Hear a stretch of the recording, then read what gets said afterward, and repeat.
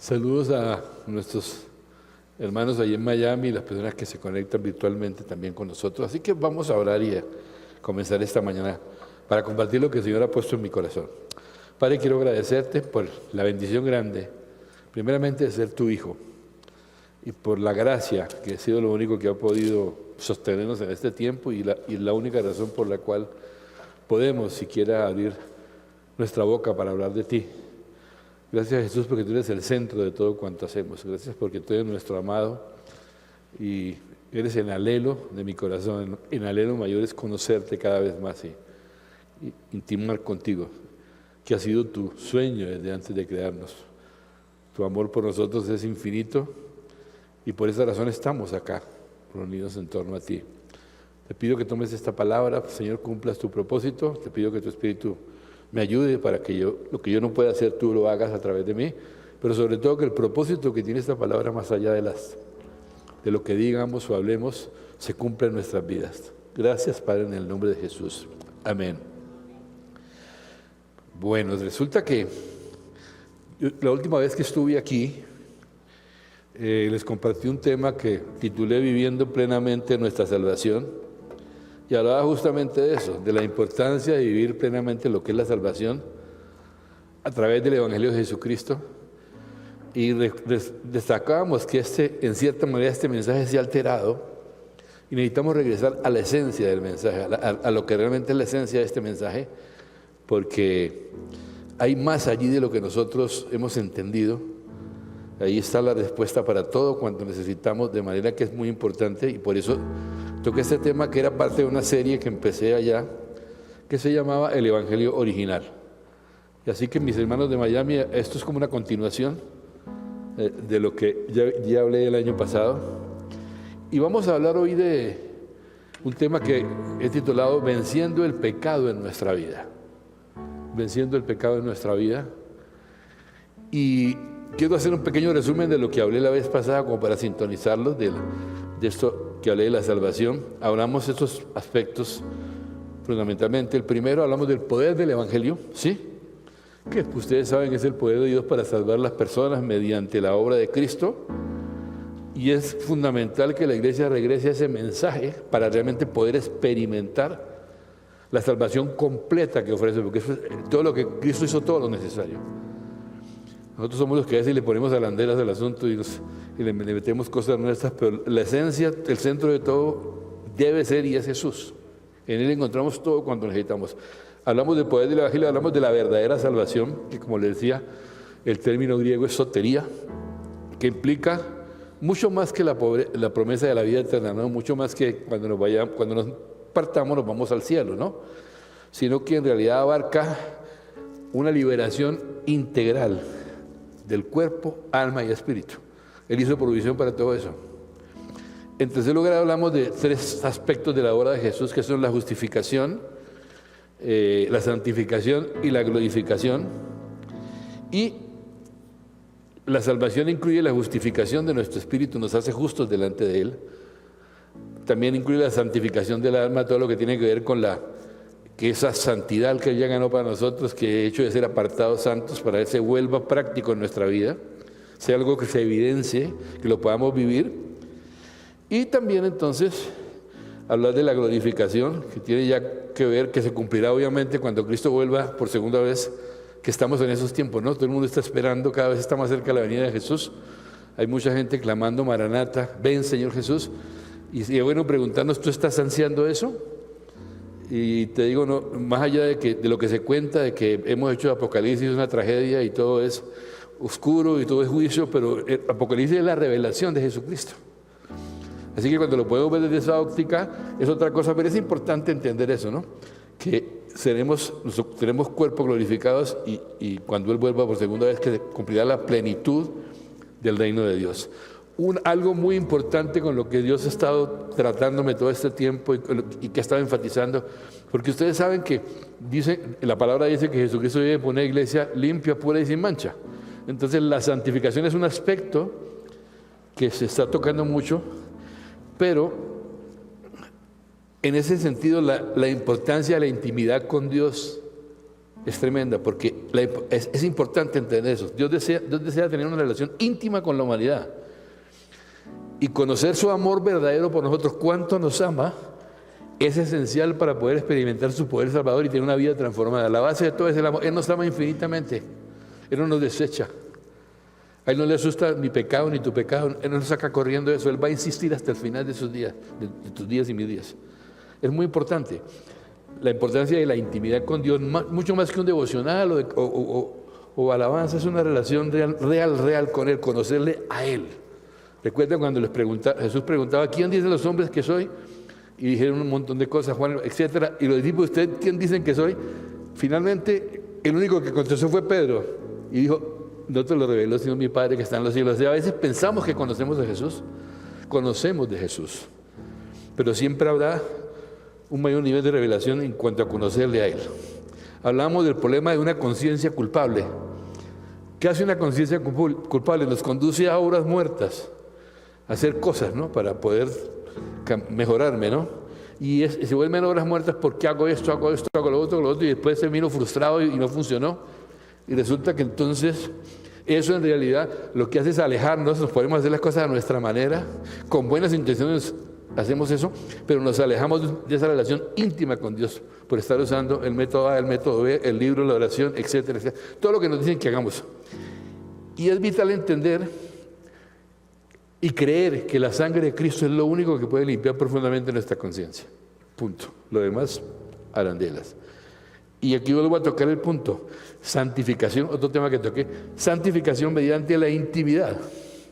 Cuando tenemos intimidad profunda con Él, una relación profunda e íntima con Él, ¿cuál va a ser el fruto? Dominio sobre el pecado. Uno de los frutos viene como consecuencia de esa relación. Dominio sobre el pecado. Y hablamos también de la relación entre el amor y la obediencia. ¿Por qué? El amor de Dios en nosotros conduce a la obediencia. Cuando percibimos su amor y nos enamoramos de Él, ¿qué va a pasar? Nosotros vamos a obedecer sus mandatos o lo que Él pide, pero lo vamos a obedecer de una manera gozosa, ¿sí? Y lo que antes solía ser una carga, lo vamos a hacer tranquilamente, va a fluir tranquilamente en nuestro corazón. Y por último hablamos de la transformación del alma. Para eso, repito, siendo redundantes, debemos ser libres del poder del pecado y permitir que la gracia de Dios es lo único que transforme nuestra mente, emociones y voluntad. Tocamos un punto que lo dejé así medio puesto, que es una frase que está en 1 Corintios 15 que dice, la ley es el poder del pecado. Lo dejamos ahí y hoy quiero profundizar un poquito más al respecto. Entonces quiero empezar hablando hoy, ya esta es parte del tema de hoy, de la ley y la gracia. Quiero que miremos un texto que es Romanos 6:14, Reina Valera contemporánea. Dice así este texto allí: el pecado ya no tendrá poder sobre ustedes, pues ya no están bajo la ley, sino bajo ¿qué? La gracia. Entonces, seguramente más de uno se estará preguntando, bueno, pero si eso es así, ¿yo por qué sigo luchando con eso? ¿Por qué sigo luchando con el pecado? Usted también, pastor, claro, sigo siendo un hombre. Los títulos no me hace diferente a nadie, lo que Dios pone como para hacer la obra, ¿no? Entonces, ¿por qué sigo? Si eso es así, ¿verdad? Una posible razón es que nunca hemos creído en realidad que podemos ser libres, así que preferimos seguir luchando. Pero si no creemos, mis amados, que es posible ser libres del pecado, nunca nos sentiremos libres y por consiguiente seguiremos pecando. Pero si somos renovados en el espíritu de nuestras mentes y creemos en el Evangelio que promete a cada creyente, que fue lo que dice, ¿no? Que tenemos una nueva, ¿qué? Naturaleza, ¿verdad?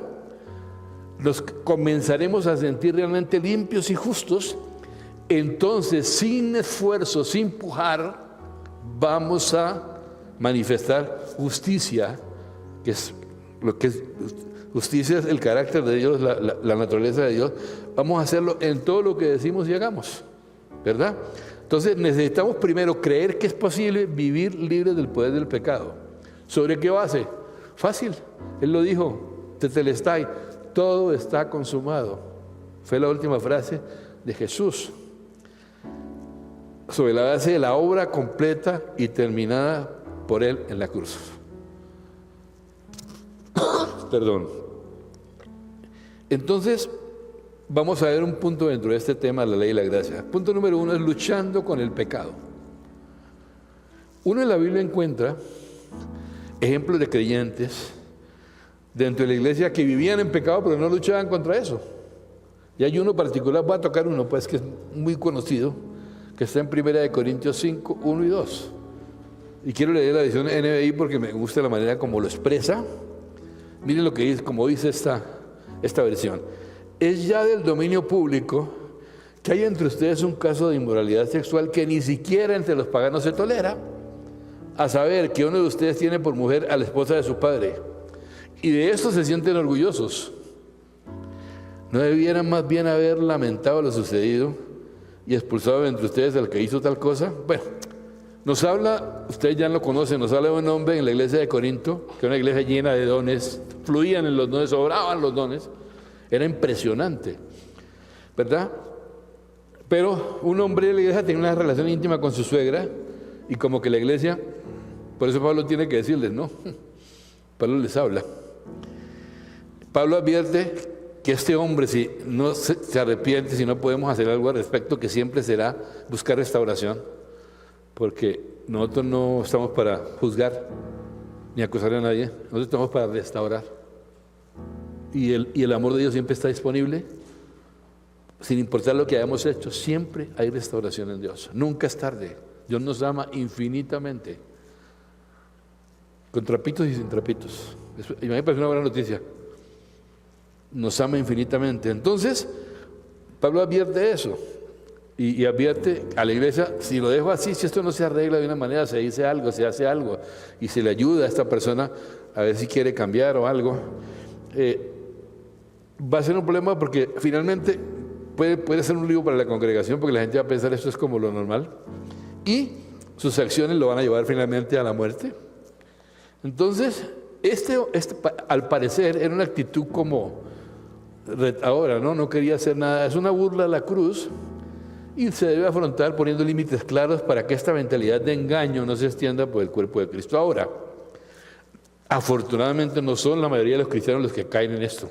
Eso es una excepción, es un ejemplo que puse, no es que la mayoría no, ¿sí? Luchan contra el pecado, luchamos contra el pecado, y la verdad es que vivimos afligidos cuando lo único que queremos es ser libres, ¿verdad? Sabemos que lo que estamos haciendo está mal, pero desconocemos o no creemos el poder del Espíritu Santo en nosotros que nos puede hacer libre de esto, para vencer eso. Eso es lo que pasa. ¿Hasta dónde lo creemos? Desafortunadamente, ¿qué pasa? Uno encuentra que la iglesia se ha dedicado, perdónenme la expresión, es como un término, se ha dedicado como a dar recetas, ¿sí? Recetas para manejar su pecado, más bien. Le voy a dar unas recetas para que maneje su pecado, en lugar de mostrarles y llevarlos al poder real que los puede liberar, ¿verdad? Entonces, de pronto, ¿qué nos aconsejan cuando pasa algo así? Bueno, tienes que leer más la Biblia, aumenta tu tiempo con Dios, tienes que tener más tiempo con Dios todos los días. Conéctate a un grupo, a un programa donde puedas rendir cuentas para que te ayuden, ¿no? Contando cómo vas, eso está bien. Pero ¿qué pasa? Y es un caso que yo escucho mucho y he visto. ¿Qué pasa cuando hacen todo esto y más, pero siguen luchando con el pecado? ¿Qué hacemos ahí? Frustrante, ¿no? ¿Sí? Empezarán a preguntarse, ¿será que lo hice bien? ¿Esas actividades las hice lo suficientemente buenas o no? O sea, bueno, tal vez no pasé suficiente tiempo con Dios, tal vez en lugar de 30 minutos cada mañana debería aumentar a 1 hora, y entonces Dios me va a dar la fuerza para vencer este pecado. Tal vez debiera confesarle todo, no solo al grupo que tengo, sino ir al pastor también y contarle lo que estoy peleando, no solo a mi grupo de rendición de cuentas, con los que me abro para que me ayuden. Tal vez debería leer ese libro que me recomendaron, que dice que es lo último.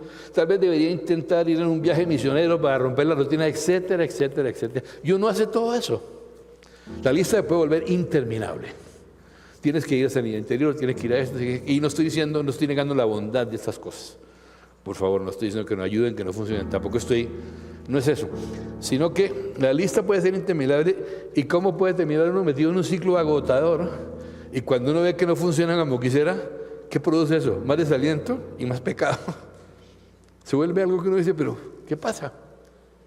Me culpo y me acuso y empiezo a ver, no hice más, siempre es lo mismo, yo no hice. Entonces lo cierto es que cuando cosas buenas, repito, herramientas buenas como estas, que son importantes, se convierten en leyes que deben seguirse con el propósito de alcanzar libertad, lo único que vamos a tener es la derrota, porque la libertad del pecado únicamente está libre en el reino de la gracia. No hay otra manera. No son nuestras disciplinas. Eso ayuda, pues, en el reino de la gracia de Dios. Entonces, el punto número 2 de este aspecto, la ley es el poder del pecado. Esto a mí yo lo había leído, pero lo he mirado un poquito más detenidamente. La ley es el poder del pecado. ¿Cómo así? Uno dice, bueno, si ya no hemos nacido de nuevo, ¿verdad? Eso decimos, tenemos una nueva naturaleza. Si no tenemos una naturaleza pecaminosa y no la tenemos porque recibimos a Cristo, ¿por qué los deseos pecaminosos tienen todavía poder sobre mí cuando tomo decisiones? ¿Por qué? ¿Qué pasa? ¿No? Para responder a esto, quiero responder que el poder del pecado que opera en la vida de los creyentes no está dentro de esa nueva naturaleza. El poder del pecado está en la ley, como Pablo lo escribe. Miren este par de versiones del 1 Corintios 15:56. Veamos entonces, la primera es NBI. El aguijón de la muerte es el pecado y el poder del pecado es la ley. Y esta versión Reina Valera contemporánea dice, porque el pecado es el aguijón de la muerte, y mira esta frase, y la ley es la que le da poder al pecado. ¿Cómo nos comemos eso? ¿Sí? Es la gracia santificadora de Dios realmente experimentada a través de la intimidad. Eso es lo que nos aleja del poder de la ley y nos permite vivir esa nueva naturaleza que ya tenemos dada por Dios, que a su vez nos va a permitir caminar libre de todos estos hábitos pecaminosos que tenemos. Es un proceso, nadie está diciendo que un día... Pero aún así, el problema es que no salgamos de ahí, ¿no? Porque el diablo le encanta darnos dedo. Pero mira, haces y vuelves. Pues no te canses, sigue ahí. Porque Dios va a estar acompañándote siempre ahí. Si no, pregúntale a Pablo cuál fue su aguijón. Nadie sabe. Quítame eso, no, bástate mi gracia. Y lo usó, ¿verdad? Y fue un hombre que eso. Entonces es muy importante. La Biblia es explícita al mostrarnos la razón por la cual el pecado tiene poder sobre la vida de un creyente. La Biblia no dice que el poder del pecado es nuestra naturaleza pecaminosa. Yo no lo encuentro. Ni dice que el poder del pecado se encuentra dentro de nuestro corazón malvado. Dice lo que acabamos de leer, que el poder del pecado está en la ley. Entonces, poniéndolo en contexto, nos engañamos y pensamos que aplicar una serie de principios espirituales valiosos realmente nos va a ayudar a manejar nuestro comportamiento. Porque lo que pasa es que cuando me pongo a poner medidas, esto lo que va a manifestar es aún más el pecado en mi vida. Porque esos principios que aplicamos, esperando, confiando en ellos más que en la obra de Dios, ¿en qué se vuelven? Se convierten en una ley o una vara de justicia propia para medir mi vida. Esto solamente es con gracia, no hay otra manera. ¿Me entiendes? Así nos sintamos mal, es por gracia. Mira lo que dice Romanos 7:8. Esta versión es Dios habla hoy. Pero el pecado se aprovechó de esto. Oye esto. Y valiéndose del propio mandamiento, despertó en mí toda clase de malos deseos. Cuando la ley fue promulgada, lo único que Dios quería era mostrarle a uno que uno no podía por cuenta propia hacer eso. Y entonces la prohibición, ¿se acuerdan de un dicho popular? La prohibición es causa del apetito. Yo me acuerdo que Gardo, una persona que todos conocemos, que fue mi pastor muchos años, decía que eso es como cuando se ponen normas y normas y normas. Eso es cuando uno coge un resorte y lo aprieta, y cuando le quita la mano, va para allá, ¿no? Es más o menos eso es lo que pasa. Entonces, Pablo argumenta, sin rodeos aquí, pues mientras no hay ley, el pecado es cosa muerta. Volvámoslo a leer. Pero el pecado se aprovechó de esto y valiéndose del propio mandamiento despertó en mí toda clase de malos deseos. Pues mientras no hay ley, el pecado es cosa muerta. Wow. Entonces, ¿qué debemos hacer? ¿Qué podemos empezar a hacer? Debemos eliminar las exigencias y leyes que hemos depositado en nosotros mismos y en otros para lograr la libertad y simplemente, mis amados, adoptar el Evangelio. De tal manera que este Evangelio nos dé permiso para estar muertos al pecado y vivos para Dios. Porque en realidad estamos así. Con Cristo estoy juntamente crucificado, decía Pablo, ya no vivo yo, mas vive Cristo en mí. No pretendo dar la fórmula hoy, solo quiero dejar en su corazón inquietudes para buscar la clave de todo, que es intimidad con Dios. Necesitamos meternos con Él. Eso es lo único que funciona. Créeme. Entonces debemos vivir a la luz de lo que Pablo dice. Romanos 6:14. Reina Valera contemporánea. El pecado ya no tendrá poder sobre ustedes, pues ya no están bajo la ley, sino bajo ¿qué? La gracia. Entonces, si alguien está luchando con y contra un hábito de pecado, ¿por qué está luchando? Porque ha nacido de nuevo. Tiene justamente una nueva naturaleza que ahora se siente incómoda con eso. O sea, estar luchando no es malo, porque ahora nos incomoda. Antes nos valía, como dicen me vale, como dicen los mexicanos, ¿no? Uno antes de cabeza. ¿Sí? Antes de ser salvos, podíamos participar en actividades pecaminosas de todo, sin sentir nada más que un sentimiento de culpa. Por ahí, a veces. Pero ahora que somos hijos de Dios, independientemente de que nos equivoquemos y pequemos y hagamos tantas cosas que hacemos, ahora que somos justos, uno más allá de eso se despierta cada mañana, en el fondo, con el deseo de caminar en rectitud. El espíritu que tenemos nos mueve a eso. No podemos pecar impunemente, ya no nos sentimos cómodos. Podemos hacerlo si somos libres, pero no nos vamos a sentir cómodos nunca más con eso. Debido a que la ley de Dios ahora no está en unas tablas, como las tablas del monte, sino en el monte donde le entregó el Señor a Moisés, ahora la ley está escrita en nuestros corazones. Eso quiere decir que ahora tenemos un deseo genuino, interior, que nace del fondo de nosotros, de complacerlo y caminar en obediencia. Entonces, por esa razón, mis amados, aquí es un punto importante. En lugar de agarrar a un hermano, condenar y avergonzar a un hermano cristiano que de pronto se pegó o está estancado en algún hábito de estos, hombre, hay que ayudarle a creer en el Evangelio. Hay que ayudarle a creer que aún hay libertad, que aún hay respuesta, que el amor es inagotable, que siempre va a estar allí, ¿sí? Que es el mayor poder de Dios para salvar. Y ¿sabes qué nos recuerda el Evangelio? Que no importa lo que hayamos hecho ni lo que hagamos, hemos recibido la justicia de Dios como un regalo por la sangre de Jesús. Perdón, que es que yo también alcancé a afectarme un poquito. Voy a tomarme algo caliente. Gracias. Entonces, repito, la razón por la cual nosotros como creyentes nos sentimos incómodos o molestos por el pecado es que Dios está viviendo dentro, ¿verdad? Él nunca nos dejará, escucha, nunca nos dejará, nunca nos abandonará, nunca nos va a avergonzar a causa de nuestra lucha con el pecado. Así estemos luchando, no nos va a avergonzar. No nos va a avergonzar. Nuestro Dios es bueno, nos ama infinitamente. Su amor no es condicional. Y nos da ejemplo de esa manera para que nosotros tampoco abandonemos o avergoncemos a otros que están luchando como tú y yo. Porque yo creo que todos luchamos. ¿Usted aquí no lucha aquí? Puede ser para el cielo y me ayuda. Así, tranquilo. Y no tienen que ser pecados necesariamente, es que a veces los clasificamos, ¿no? No importa el tamaño ni la etiqueta, para Dios es lo mismo finalmente. Difieren algunas cosas, eso no es el centro de lo que quiero decir. Entonces, Dios deseaba tanto mostrar su amor para con nosotros, que mientras estábamos pecando, Jesús murió por nosotros. ¿Qué significa eso? Él no tiene miedo de nuestro pecado y ni de tu pecado, y no se avergüenza de nosotros si pecamos. Nos conoce. Él se hizo carne, Él conoce lo que es esto. Él no se avergüenza.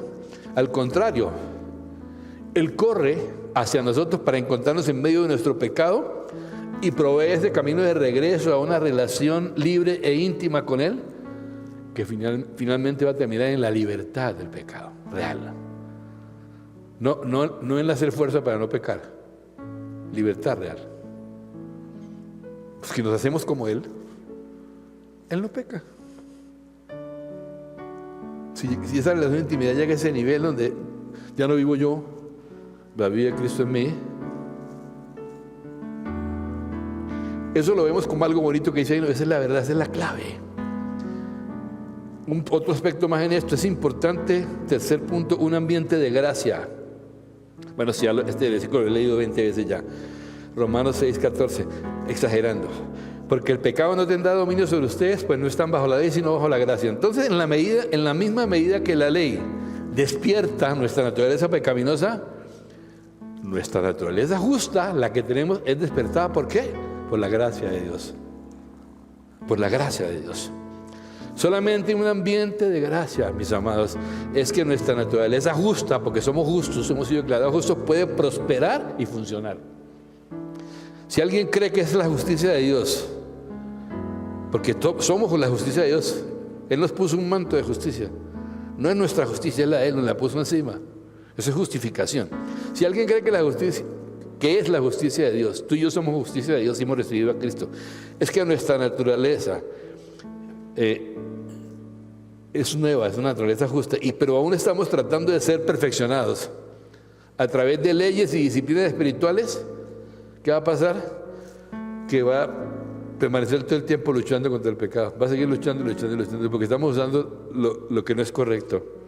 En el siguiente pasaje lo vemos claramente, habla de la obra de Adán y Jesús, Romanos 5:17. Dice, porque si por la transgresión de un hombre, por este reinó la muerte, muchos más reinarán en vida por medio de un hombre, Jesucristo, los que reciben ¿qué? La abundancia de la gracia y el don de justicia. Es un regalo. No lo merecemos, es que nosotros no merecemos nada. Tranquilo, no hay problema con eso, a Él no le importa eso. Es un regalo. A través del pecado, ustedes saben que a través de la desobediencia de Adán, la muerte comenzó su reinado sobre la humanidad, pero por medio de Jesucristo se reversó todo eso y recibimos el don gratuito de justicia y abundancia de gracia. ¿Para qué? De gracia, perdón, ¿para qué? Para que ahora tú y yo podamos reinar en vida, particularmente sobre esas cosas, sobre nuestro propio ser. En Cristo, Dios ha eliminado las exigencias de la ley sobre nuestras vidas, nos ha establecido en gracia y nos dio acceso, libertad y poder a través del Espíritu Santo para poder vivir rectamente delante de Él. Entonces, cuando empezamos a exigir, usted le puede poner entre paréntesis, ¿qué es eso? Ley. A dar mandamiento. Cuando empezamos a exigir, socavamos o menospreciamos o disminuimos lo que el Evangelio promete libremente. Porque el Evangelio es el mismo poder de Dios para transformar nuestra vida. No es menos que eso. Entonces, el punto central es un asunto de fe, créeme. Es parte de un asunto de fe. Si nos creemos libres, vamos a caminar como libres. Si el hijo de un príncipe tiene una gran herencia, pero no lo sabe y no lo cree, puede tener la herencia en el banco, pero si no sabe, no va a poder usarla. Entonces, escucha esto que dice Pablo en Gálatas 2, 20 y 21. Dice, con Cristo he sido crucificado.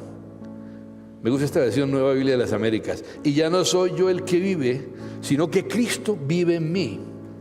Y la vida que ahora vivo en la carne, la vivo ¿cómo? ¿Por qué? Por la fe. No por la fuerza, ni por la fe en el Hijo de Dios, el cual me amó y se entregó a sí mismo por mí. No hago nula la gracia de Dios. Eso es importante, no anulo la gracia de Dios. Porque si la justicia viene por medio de la ley, entonces Cristo murió en vano. Si lo que Cristo hizo no fue completo, y la ley entonces lo hubiera dejado así. Pero vino porque la ley no hacía sino revelar que no podíamos. Pablo consideró que él mismo murió con Cristo y que la vida que él vivió en la carne ya no era la suya. Vivió por fe la vida del Hijo de Dios. Por eso él dice cosas como: todo lo tengo por estiércol, todo lo tengo por basura, con tal de ganar a Cristo. Es que él no conocía a Cristo, claro que lo conocía, pero ganarlo es mucho más que eso. una dimensión mayor de entendimiento y revelación con Él. Si podemos ayudar a la gente a ver que a través del Evangelio esa vieja naturaleza pecaminosa ha sido crucificada en la cruz, sus mentes van a ser renovadas por el Espíritu Santo y va a ser un empoderamiento para ayudarnos a vestirnos de esa vieja de esa nueva naturaleza, que es conforme a la semejanza de Dios. La nueva naturaleza que ha sido puesta en nosotros es la misma naturaleza que Dios en ti y en mí. Suficiente.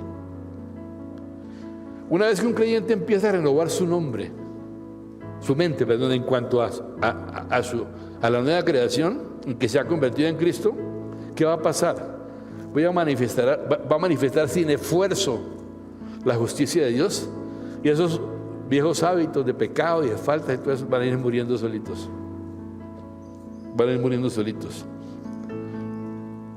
Un punto más a eso antes de entrar al segundo aspecto grande hoy. Estos son puntos de la misma parte de la ley y la gracia. 1.4. Gobernado por la gracia de Dios en la relación. Gobernado por la gracia de Dios. Debemos elegir, escuchen esto, es una elección, dejar de relacionarnos con Dios en base a un sistema de qué hacer y qué no hacer. ¿Me entendieron? Hago esto, pero no hago esto. Eso son reglas, son leyes, finalmente es lo mismo. Entonces, Dios nos dice que la nueva naturaleza que nos dio a través del Espíritu Santo tiene deseos opuestos a la carne. Yo me acuerdo cuando nos enseñaban la clase de la salvación, no sé si era Gabriel o Edgar, no sé cuál de ellos decía, es como si, ¿qué nos pasó? Suponte que tú y yo éramos un tigre. Y entonces, ¿un tigre qué hace? Pues come animales, ¿no? Su tendencia es a comer animales, es un animal carnívoro. ¿Y qué tal si cogen ese tigre? Mientras que una ovejita pues come pasto. ¿Qué tal si ese tigre cogen y le cambian la naturaleza y lo vuelven una oveja? Le ponen la naturaleza de una oveja adentro. Se ve como un tigre, pero ahora va a comer pasto. ¿Entiendes? Es así. A mí me cambiaron lo que tenía adentro, lo que me hacía irme de cabeza al pecado. Está cambiado. Claro que el diablo quiere engañarme. El diablo está engañándome.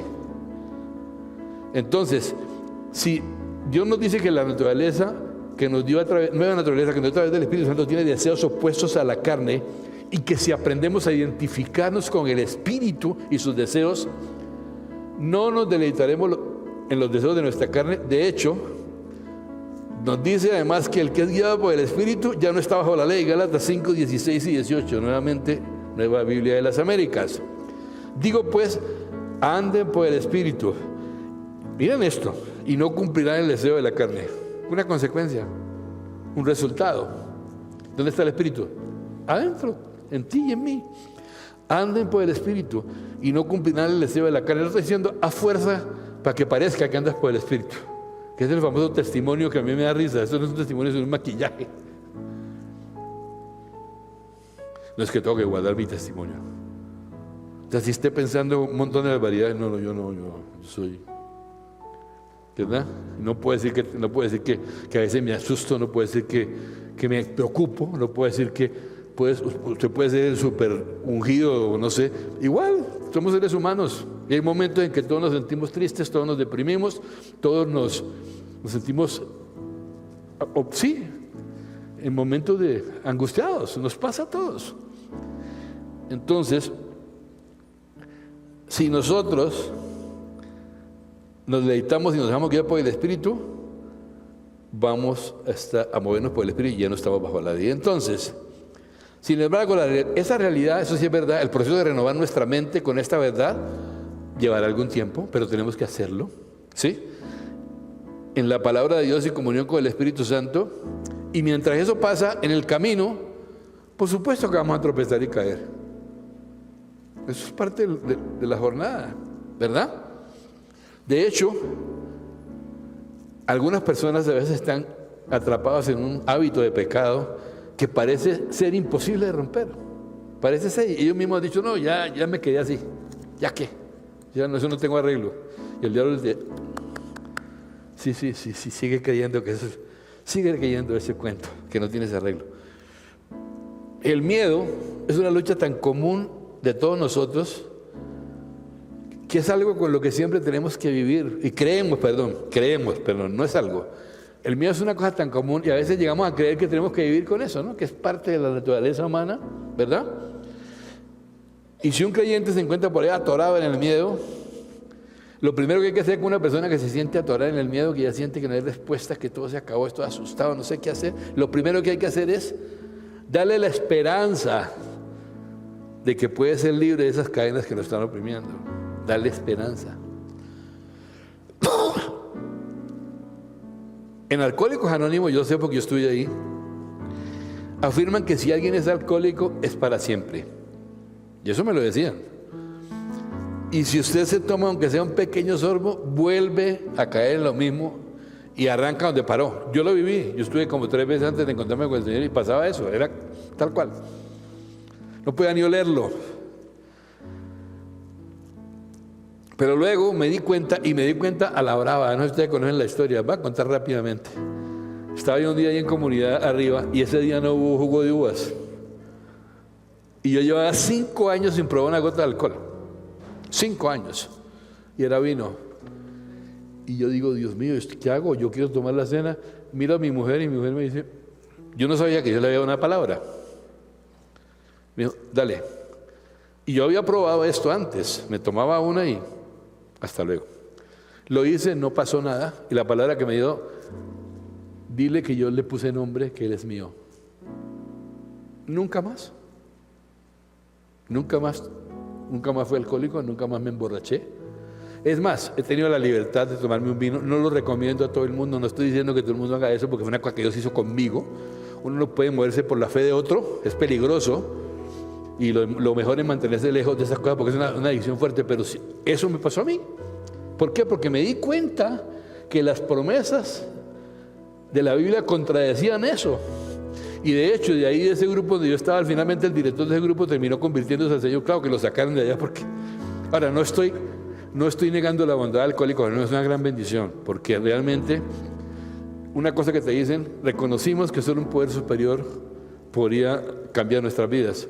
Y lo dejan abierto pues para que sea más inclusivo, término tan de moda, pero en el buen sentido. Y yo pude ser libre. Entonces, creerle a Dios me hizo completamente libre de esa adicción. El pecado no tiene ningún poder para operar en el reino de la gracia, porque la gracia gobierna a los hijos e hijas de Dios. Si alguien es justo solamente cuando vive en rectitud, escucha esto, si tú te sientes justo solamente cuando no te equivocas ni haces nada malo, esa justicia está basada en la ley.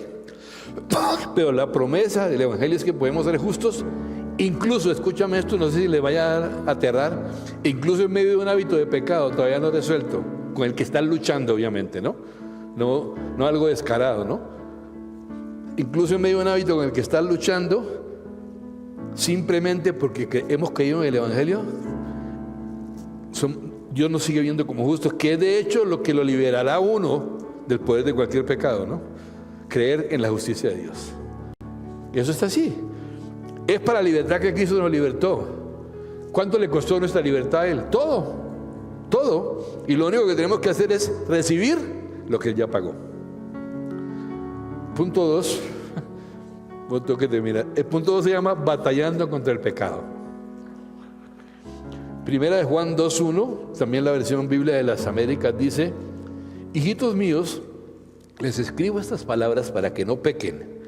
Y si alguien peca, abogado tenemos abogado para con el Padre, a Jesucristo el justo. La palabra ahí también es intercesor, alguien que está en la mitad entre el Padre y nosotros. Entonces, a la luz de la revelación de que nos hemos convertido en la justicia de Dios en Cristo y ya no estamos bajo la ley, vamos a tratar de dar una respuesta bíblica. Voy a intentar dar una respuesta bíblica para cristianos como tú y yo, nacidos de nuevo, que todavía de alguna manera pecamos. No estoy diciendo que vivimos en pecado, pero continúo pecando de muchas maneras, ¿sí? ¿Verdad? De una u otra forma. Entonces, si un creyente está atrapado en un ciclo de eso, necesita esperanza de la libertad. Y sabe una cosa, no estoy diciendo que Jesús aplaude el pecado, pero no está enojado contigo. Está triste tal vez, pero no enojado.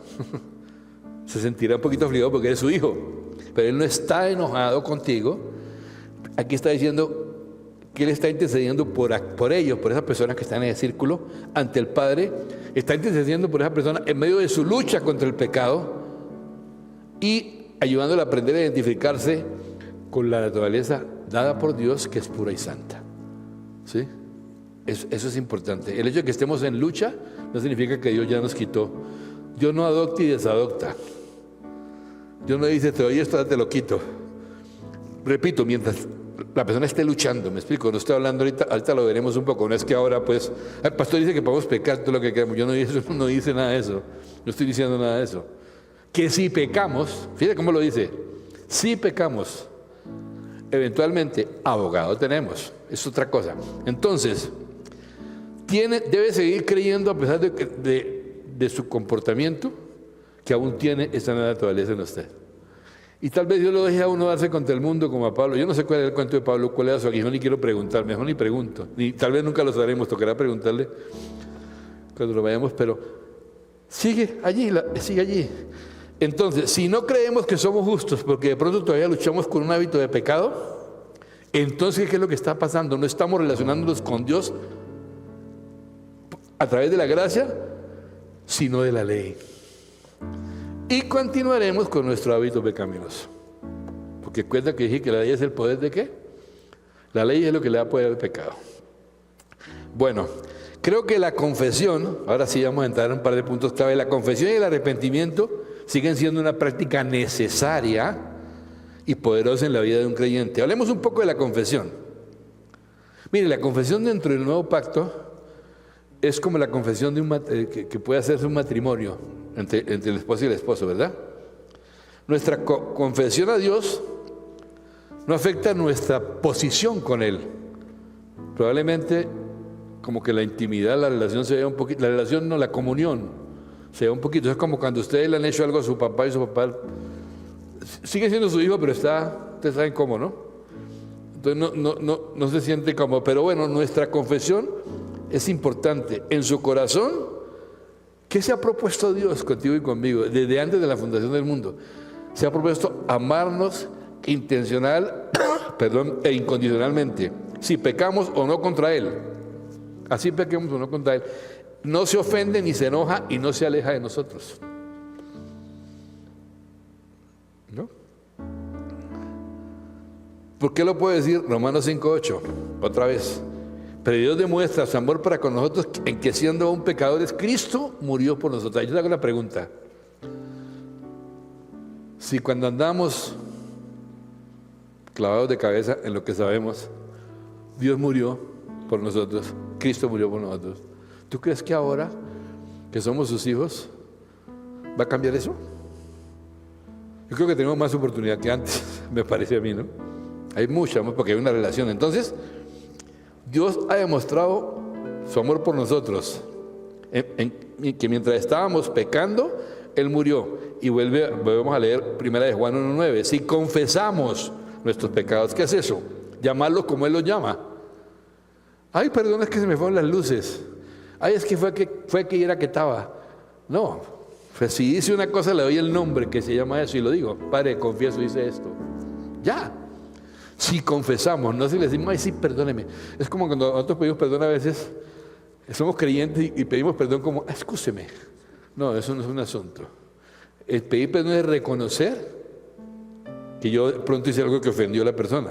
Si en realidad lo que hice te ofendió, lo confieso. Tal vez no lo decimos como para una excusa. No. De pronto si lo que dije tampoco es así. Pero si yo ofendo a alguien y lo sé que lo hice, lo confieso. Sí, me porté mal, te ofendí. Con Dios es igual, hice esto. Y Dios nos perdona. Sabemos que Él siempre extenderá perdón. No importa cuántas veces pequemos en su contra. ¿Qué hace esta confesión de pecado permanente? Porque uno dice lo de Pablo. Pablo, tremendo apóstol, imagínense. Y dice, no, bástate mi gracia. Porque mi poder se perfecciona en tu debilidad. Porque, ¿qué le quería decir, Señor? Te quiero cerquita y cortico.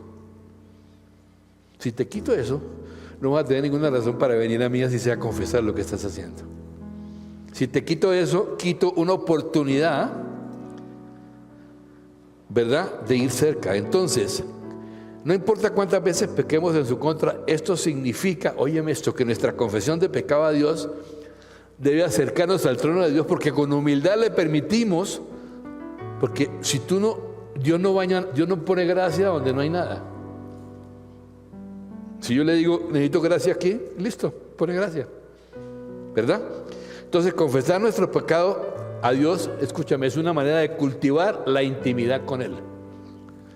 Que intimidad no es solamente que me pongo allá y canto un rato y adoro y leo la Biblia, sí, eso es muy parte, yo lo hago, es muy lindo, pero también la intimidad con una persona es que me da la libertad de decirle las cosas como son.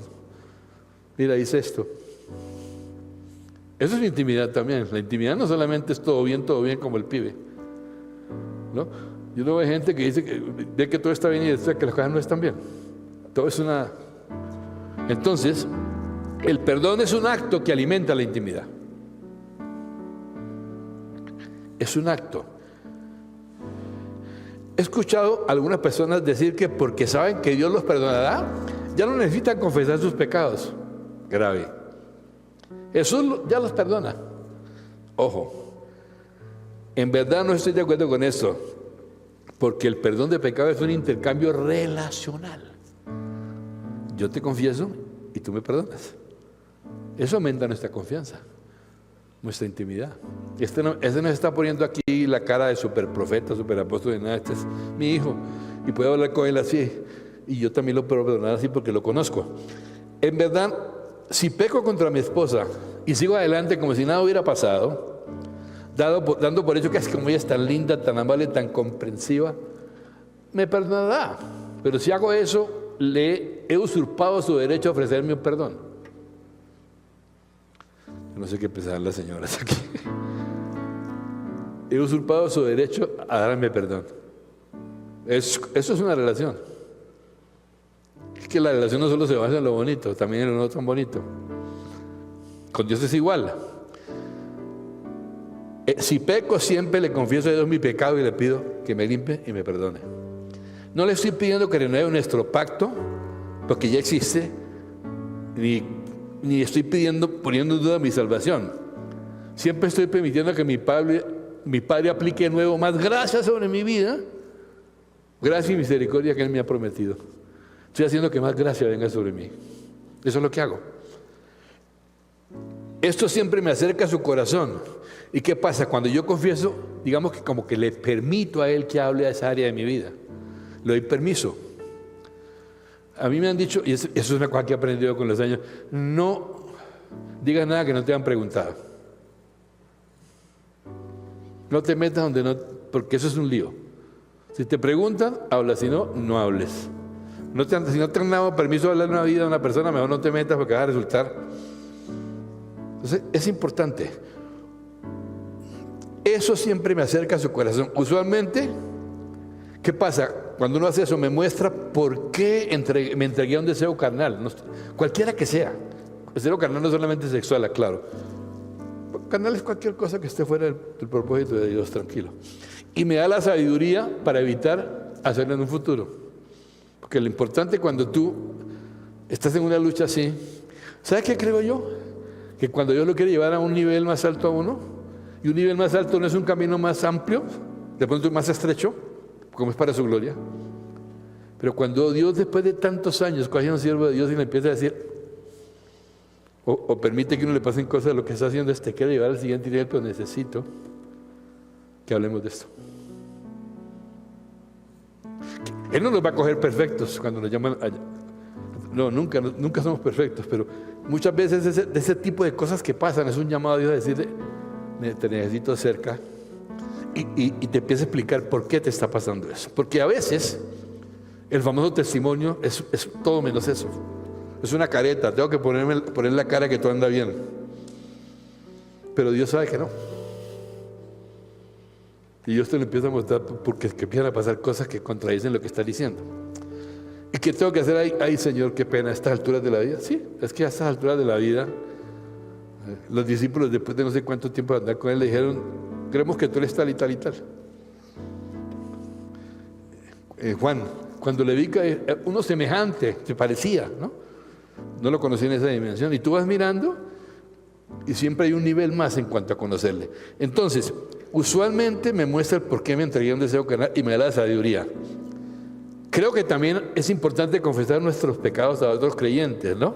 Porque una de las cosas que el diablo usa, de los planes más peligrosos contra nosotros, es hacer que mantengamos nuestros fracasos en la oscuridad, los pecados en la oscuridad. Porque si nosotros, por el contrario, traemos áreas de nuestra debilidad a la luz, ¿sí?, frente a aquellos que amamos y de confianza, exponemos su obra, la del enemigo. ¿Y qué va a pasar? Eliminamos el poder de la vergüenza y la oscuridad con el que intenta atormentarlo. Déjalo ahí. No, eso no es importante. Tranquilo, chino, siga ahí, no diga nada, porque ¿qué van a pensar de usted? Es una trampa. Porque la culpa no va a desaparecer. Y el cuento va a seguir igual. Entonces, junto con la confesión, otra palabra que es algo tabú en círculos cristianos de pronto es el arrepentimiento. No sé si a ustedes les pasó, pues yo también me sorprendí. Por mucho tiempo creímos que el arrepentimiento significaba que debía sentirme mal por mi pecado hasta el punto de la humillación. Que cuanto más desolado estaba por mi pecado frente a Dios, más efectivo era mi arrepentimiento. Mientras más golpes de pecho me daba, más me tiraba, más. Eso sí era de verdad. Iba a decir un chiste, pero es un poquito pesado. Mejor que no. Ya saben para dónde voy. Arrepentimiento con... Bueno, ya saben. Esta no es la definición bíblica de arrepentimiento. La palabra bíblica para arrepentimiento es metanoeo. Bueno, me gustaba la definición que nos daban en la escuela, un cambio de mente que implica un cambio de dirección hacia la voluntad de Dios. Es un cambio de mente. Pienso una cosa, pero pongo la palabra, creo lo que Dios dice. Entonces, si voy caminando para allá, yo me arrepiento. Cuando si voy para allá, empiezo a caminar para allá. Pero para que eso suceda, primero tengo que cambiar aquí. Lo que le pasó al hijo pródigo. ¿Yo qué hago aquí? Volviendo en sí, ¿no? ¿Yo qué hago aquí? En medio de los cerdos, comiendo comida de cerdos. Volví en sí, un cambio de mente. Me levantaré e iré. Y no se quedó pensándolo. ¿Qué hizo? Fue. Y conoce el resto de la historia. Entonces, metanoeo, cambiar de opinión, cambiar el hombre interior, etc. Alguien puede preguntar, ¿cuál es la voluntad de Dios, no? Bueno, en términos generales es hacer que cada ser humano sea tan justo y puro como Jesucristo. Es para los demás también, sí, para todo el mundo. Él lo quiso así para todo el mundo. Que la gente quiera aceptarlo o no es otra cosa. Eso es lo que Él quiere. Entonces, para que nadie pueda presumir, es hacer que cada ser humano sea tan justo y tan puro como Jesucristo, para que Él pueda tener comunión e intimidad con nosotros, que somos su creación o parte de su creación, también la parte más importante de la creación, somos tú y yo.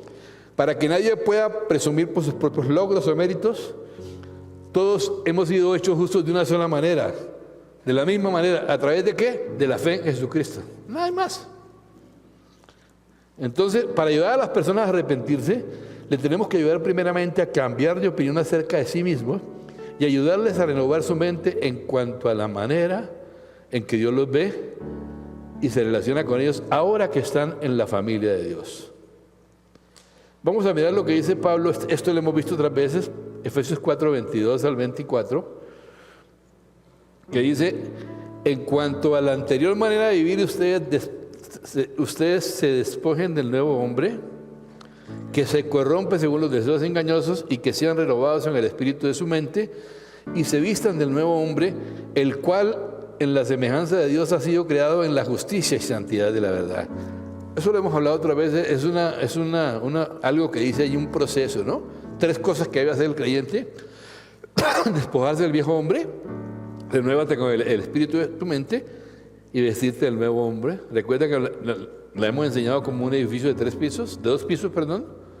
El primer piso es despojarme del viejo hombre, el segundo piso es vestirme del nuevo, pero para pasar del piso 1 al 2 hay una escalera. Esa escalera es renovarme, ¿qué? En el espíritu de nuestra mente. Hemos sido hechos justos, justificados por la sangre de Cristo. Entonces tenemos aquí unas instrucciones prácticas y el poder dado por Dios para simplemente aplazar o dejar cualquier comportamiento pecaminoso, permitir que el Espíritu de Dios renueve nuestras mentes con respecto a cuán justos hemos llegado a ser en Cristo, y tomar un paso de fe en ese nuevo yo que es creado a imagen y semejanza de Dios en verdadera justicia y santidad. Esto es arrepentimiento. Un verdadero creyente siempre tendrá un dolor por el pecado que lo va a llevar al arrepentimiento, que no es solamente un cambio de mente, sino un cambio de acciones. Podemos tomar audaces y poderosos pasos. Otro punto clave aquí, hay que mantener la fe en medio del pecado, en medio del pecado. Eso sí que es importante. Estamos hablando de cómo luchar con el pecado, la lucha contra el pecado, ¿no? Mantener la fe en medio del pecado. Ese proceso de cambiar, dando pasos hacia nuestra santificación, es posible en un ambiente de gracia, como ya lo vimos, que somos salvos ¿cómo? Por medio de la fe. Eso está en Efesios 2:8, no lo voy a leer. ¿Qué debemos hacer entonces? Aprender a alentarnos y mantenernos a nosotros mismos y a los demás en un lugar de fe, en la lucha por el pecado. Yo sé que mantener la fe cuando uno está luchando con un pecado es todo un desafío, ¿no? Porque uno siente todo menos que tiene fe. Uno dice, ¿qué? Nada, ¿no? Pero uno que es fundamental para la santificación y la libertad de nuestra alma es eso. Creer. Porque ¿sabes una cosa? Lo primero que hace el pecado es engañar a la gente, al creyente. La primera cosa, ¿no?, que hace, no es la última. El pecado nunca se toma ligeramente en la Biblia. Y más enfáticamente, cuando crece, va a conducir a la muerte. Pero antes de que crezca, ¿qué hace el pecado? Necesita engañarnos y nos hace ciegos al único remedio que nos va a salvar. ¿Cuál es ese? El Señor, que nos va a quitar su poder de agarre. Vendría en un aspecto más: no permitas que el pecado endurezca tu corazón. Eso es lo que nos puede pasar. Está en Hebreos 3:13. Antes exhórtense los unos a los otros cada día, mientras todavía se dice, hoy no sea que alguno de ustedes sea endurecido por el engaño del pecado. Es ahora. ¿Qué están diciendo estos versículos? ¿Qué te están diciendo? El pecado es engañoso, ¿verdad? El pecado es engañoso. Así que el desafío para un creyente, mis amados, que está luchando con algún hábito de pecado, es primero que no se endurezca con el engaño del pecado, que nos miente y nos dice que Dios no nos ama cuando estamos así, que Dios cuando estamos en pecado ni nos voltea a mirar. No es cierto. Que Dios no nos ama cuando estamos así. Y nos aleja justamente, ¿de dónde? De aquel que realmente nos pueda dar vida. Que dice, Dios no te quiere ni ver. Eso no es cierto.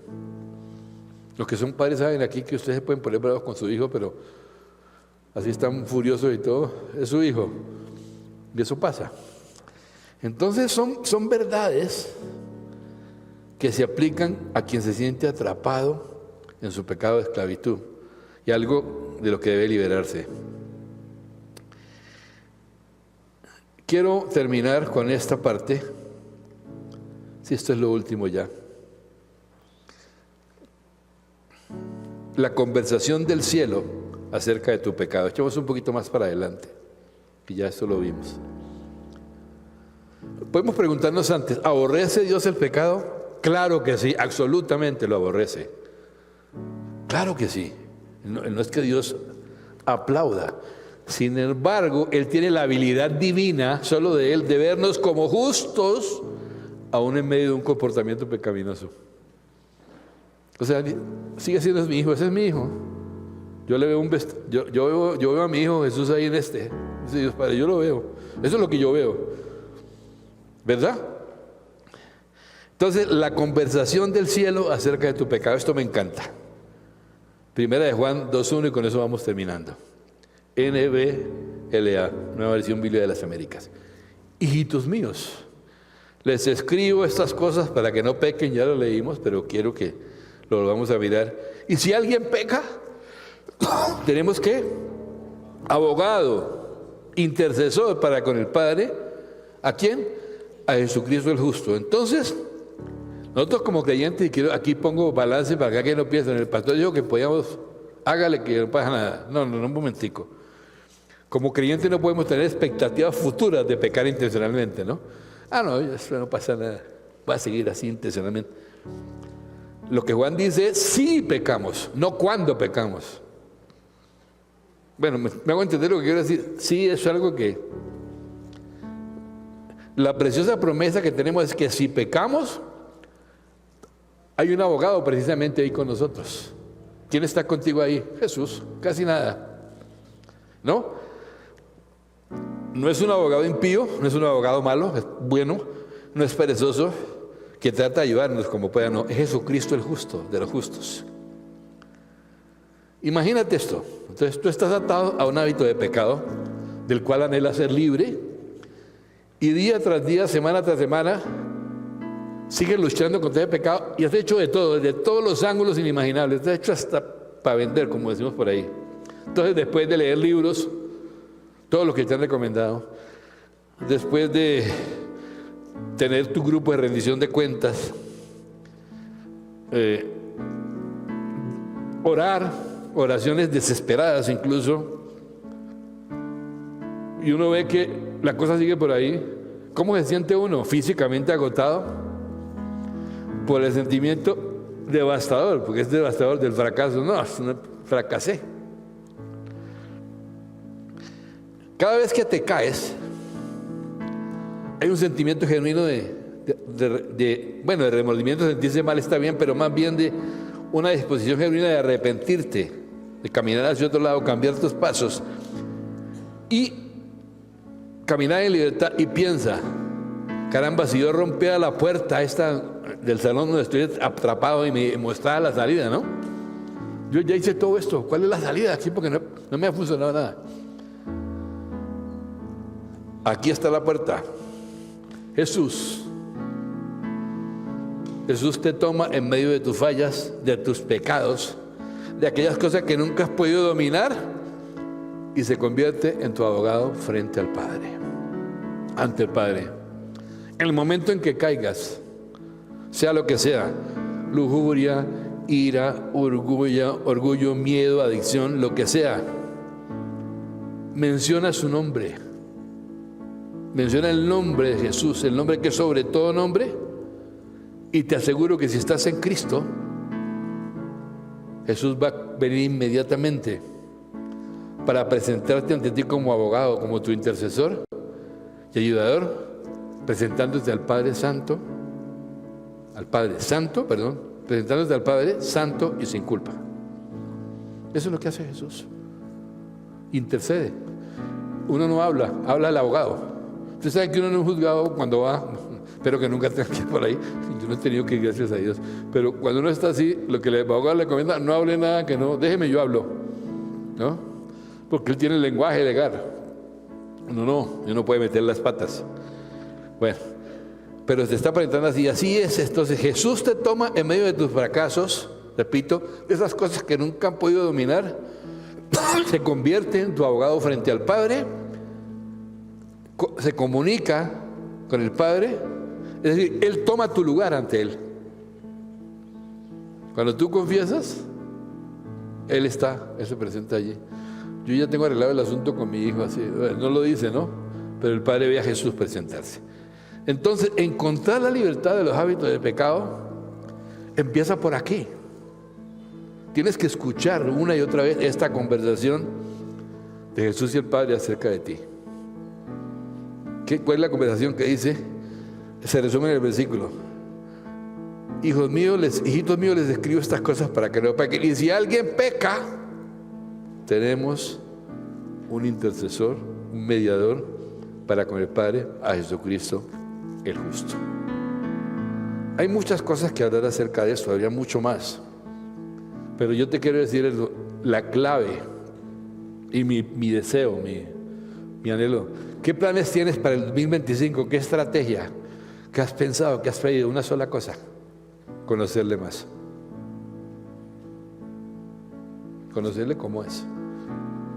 Porque de ahí viene todo lo demás. Caminar con Él porque Él está contigo, no solo en las partes buenas, sino en las partes no tan buenas, y está conmigo. Caminar con Jesús y donde estemos, en las buenas o en las malas, darle gloria a Él y tener la certeza de que está con nosotros. No sentir que nos abandonó ni nos dejó, por oscuro que parezca todo.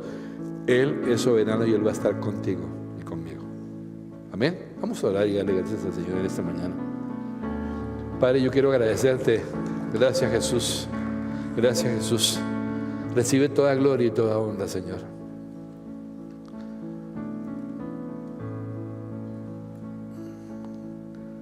Padre, Señor Jesús, no hay nadie como tú. No hay nadie como tú. Gracias por amarnos a pesar de lo que somos. Gracias por estar siempre dispuesto a defendernos, a guiarnos, a sanarnos y a llevarnos de tu mano. Que podamos conocerte cada vez más, Señor. Entrar en un nivel donde vayamos conociendo más de ti. Eso es algo que nunca se agota. Para que realmente podamos, mientras tú vienes, empezar a experimentar esa libertad que está disponible para todos tus hijos. Estar como esas vírgenes que estaban preparadas para la venida del amado. Yo bendigo a cada uno de mis hermanos aquí. Te pido, Padre, que en medio de esas luchas que están teniendo, tengan la certeza de que tú estás con ellos. Que tú estás en su mano y siempre estás disponible para acompañarle, para consolarle. El Espíritu Santo, el Consolador, está en la persona del Espíritu Santo. Y tu propósito siempre es llevarnos de vuelta a ti. Te doy gracias por ser parte de esta familia, de la familia de tus hijos, desde algo que planeaste desde antes de la fundación del mundo. Gracias por hacerme un hijo tuyo, y eso es lo que debías agradecerle. Gracias porque soy tu hijo. Por encima de todo, soy tu hijo. Y eso es mayor que cualquier cosa. Que eso sea lo que me sustente. Que no sean los méritos, lo que he hecho, lo que he logrado. Lo mayor es eso, saber que somos sus hijos y Él está con nosotros todos los días hasta el fin del mundo. Amén y amén. Gracias, Señor, bendito seas. Dios les bendiga.